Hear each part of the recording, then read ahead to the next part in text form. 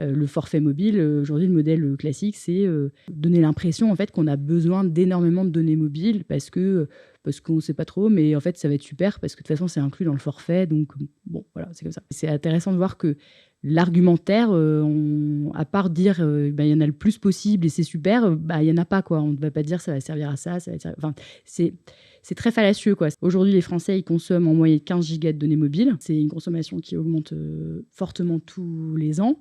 Mais en fait, elle augmente fortement parce que les opérateurs télécoms donnent de plus en plus de données mobiles. C'est pas particulièrement lié au fait que on a de plus en plus besoin du numérique, parce qu'on n'a pas plus de temps dans une journée. J'ai l'impression que déjà 3 heures sur son smartphone, c'est pas mal, quoi. Je sais pas si on peut vraiment arriver à faire plus. Enfin, ça commence à être compliqué.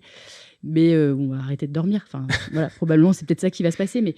Et le dernier point qui est hyper problématique, c'est que ça fait penser et croire à tout le monde que le numérique, c'est une ressource illimitée. On dit qu'il faut faire attention à l'eau, on dit qu'il faut faire attention à l'électricité, mais par contre, le numérique, on peut y aller, quoi. Enfin, il n'y a pas de souci, on peut vous donner des forfaits à 100, 200 gigas, aucun problème. Sauf qu'en fait, on oublie de dire que tout ce dont on a besoin pour servir du numérique et pour fabriquer ce qu'il nous faut pour le numérique est ultra limité. Et on le dit d'ailleurs à plein d'autres moments. C'est comme si on faisait croire que le numérique, il vit sa vie dans un couloir tout seul et qu'il n'a aucune interdépendance au reste de nos matières premières.